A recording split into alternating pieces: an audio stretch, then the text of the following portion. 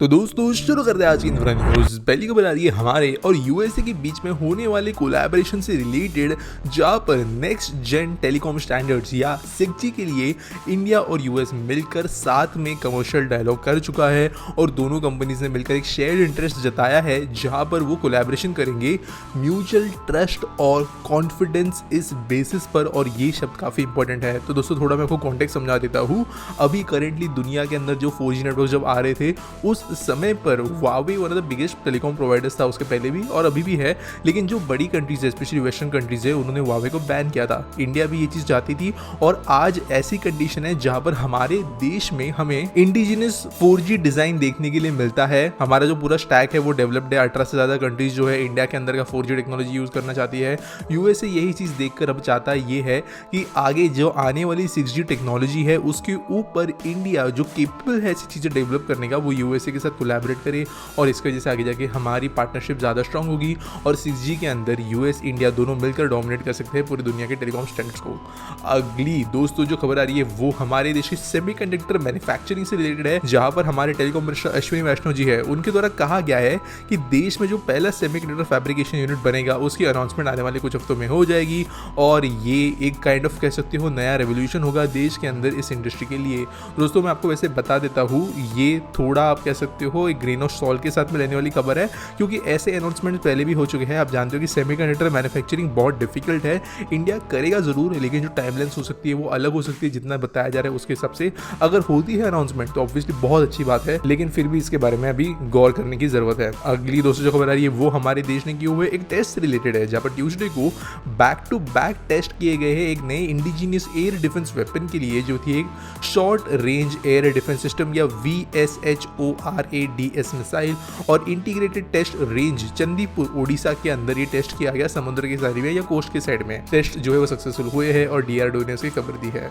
अगली खबर आ रही है department of medical education Uttar Pradesh से, जिन्होंने कहा है कि वो 1300 नए MBBS सीट्स और मेडिकल कॉलेजेस जो है अलग अलग रन हो रहे हैं वो ऐड करने वाले हैं 2023-24 के एकेडमिक ईयर से। तो बहुत सारे मेडिकल कॉलेजेस देश के अलग अलग कोने बन रहे हैं, लेकिन उत्तर प्रदेश में जो संख्या है वो ऑब्वियसली बहुत ज़्यादा थी। हमने मल्टीपल बार इसकी खबरें भी कवर की है, लेकिन अभी जो कॉलेजेस ये बने हैं या फिर जो एग्जिस्टिंग इंस्टीट्यूशंस में अपग्रेडेशंस किए गए हैं उसकी बदौलत इस साल यूपी में से 1300 से ज़्यादा नए MBBS डॉक्टर्स बाहर आते हुए नजर आएंगे या आप कह सकते हैं एटलीस्ट एडमिशन लेते हुए नजर आएंगे। अगली खबर दोस्तों आ रही है दिल्ली म्युनिसिपल कॉर्पोरेशन से, जिन्होंने डिसाइड किया कि वो एक waste to art theme park बनाएंगे दिल्ली के विकास मार्ग के पास और इसके लिए उन्होंने बिड्स इनवाइट कर ली है, जहां पर प्राइवेट कंपनी को PPP मॉडल पर ये डेवलप करने के लिए कहा जाएगा। 2.7 एकर्स के जमीन पे ये ओवरऑल सब कुछ बनेगा, जो V3S मॉल से लेकर निर्माण विहार मेट्रो स्टेशन के बीच में होगा। 1.75 करोड़ रुपीस खर्च करती हुई चीजें बनेगी।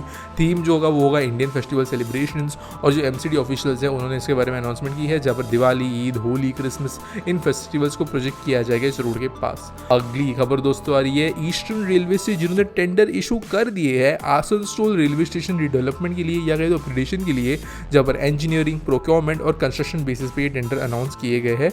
और बात यह है कि ये गति शक्ति मिशन के अंतर्गत हुआ है, जिसकी वजह से डायरेक्टली सेंट्रल मॉनिटरिंग इसके अंदर होगी। 414.51 करोड़ रुपए स्पेंड किए जाने वाले हैं आसनसोल स्टेशन के रिडेवलपमेंट के ऊपर और 36 महीनों का समय लगेगा। वैसे डिजाइन भी इसके लिए बाहर आ गए हैं। अगली खबर दोस्तों जो आ रही है वो है इंडिया जापान रिलेशन से, जहां पर G7 मीटिंग जो हुई थी उसके बाद में कहा गया कि जापान UPI प्लेटफॉर्म को बहुत क्लोजली स्टडी कर रहा है और जो इनके डिजिटल मिनिस्टर है कोनो तारो, उन्होंने कहा है कि जापान इवेंचुअली इसके बारे में ज्यादा स्टडी करेगा, अपने लोगों को भी भेजेगा UPI को स्टडी करने के लिए और ज्यादा, और आगे जाकर में भी जो UPI सिस्टम है वो जापान के बैंकिंग सिस्टम और ओवरऑल फिर वहां के कंट्री के सिस्टम से लिंक करने की बात की गई है।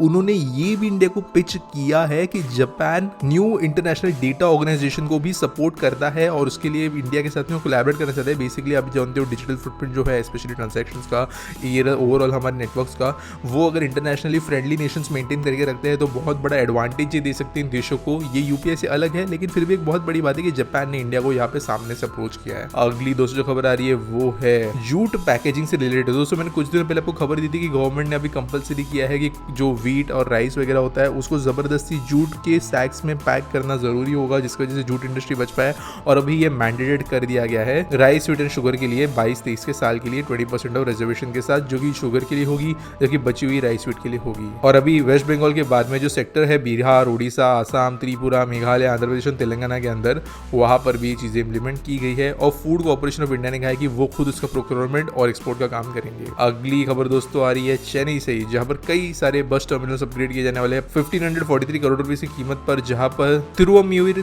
वडपलनी, व्यासरपति इन टर्मिनल्स को मॉडिफाई किया जाएगा। स्पेशली यहाँ पे नए drainage systems, pipelines, fast moving consumer goods की availability, commercial complexes, restaurants, convenience stores, इनके सबसे अपग्रेडेशन किया जाएगा। दोस्तों बस ट्रांसपोर्ट सदर्न इंडिया के अंदर एक बहुत जरूरी रोल प्ले करता है, जिसकी वजह से ये टर्मिनल्स का अपग्रेडेशन इंपॉर्टेंट प्रोजेक्ट बनते हैं। अगली खबर दोस्तों ये नए नागपुर विजयवाड़ा इकोनॉमिक कॉरिडोर से रिलेटेड, जिसके लिए 10 फर्म्स ने अपने बिड्स सामने रखे हैं और ये जो 405 किलोमीटर का हाईवे होगा नागपुर विजयवाड़ा इकोनॉमिक कॉरिडोर का, यहाँ पर 108 किलोमीटर का ग्रीनफील्ड हाईवे एक्सेस होगा, यानी कि ये नए अर्बन डेवलपमेंट के बाहर होगा, आप कह सकते हो शहरों के बाहर से गुजरेगा, जहाँ पर न्यू इंडस्ट्रियल ग्रोथ के लिए भी कई सारी चीजें बताई गई है और इसकी वजह से इस एरिया की इकोनॉमी डेवलप होगी। अगली दोस्तों खबर आ रही है गोरखपुर से, जहां पर यूपी के चीफ मिनिस्टर के द्वारा संडे को गोरखपुर इंडस्ट्रियल डेवलपमेंट अथॉरिटी में मौजूद एक नए मेगा स्टील प्लांट का इनॉग्रेशन किया गया है। तो दोस्तों ये जो स्टील प्लांट है 3 साल पहले इसका फाउंडेशन स्टोन ले किया गया था और 3 साल में इसका कंप्लीट काम हो गया है, जहां पर अंकुर उद्योग लिमिटेड के द्वारा 550 करोड़ रुपीस का इन्वेस्टमेंट करते हुए इसको बनाया गया। 82 एकर्स में ये प्लांट फैला हुआ है और बहुत बड़े पैमाने पर स्टील प्रोसेसिंग यहाँ पे होगी। अगली खबर दोस्तों आ रही है हीरानंदानी ग्रुप से रिलेटेड, जिन्होंने Yamuna expressway industrial development authority YEIDA से 100 एकर्स का जमीन मांगा है एक नया सेमीकंडक्टर पार्क सेटअप करने के लिए और इस डिमांड के ऊपर YEIDA सोच रही है। तो दोस्तों ये कंपनी जो हीरानंदानी, ये वैसे मुंबई के अंदर रियल एस्टेट में है, लेकिन कुछ सालों पहले ये डेटा सेंटर्स में घुसी थी और अभी ये सेमीकंडक्टर रिलेटेड एक्टिविटीज में भी एंटर करने की कोशिश कर रही है। तो यमुना एक्सप्रेसवे के आसपास का जो एरिया डेवलप हो रहा है वहां पर ज्यादातर मॉडर्न चीजें ही हमें बनते हुए नजर आ रही है। अगली दोस्तों खबर आ रही है हमारे देश के one of the most important rail line project से रिलेटेड, जो कि है उधमपुर श्रीनगर बारामूला रेल लाइन, जहां पर एक 23 किलोमीटर का बानिहाल से लेकर हिंदगिनी तक का जो स्ट्रेच है वो कंप्लीट हो जाएगा इस साल जून तक, ऐसा गवर्नमेंट के द्वारा कहा गया है।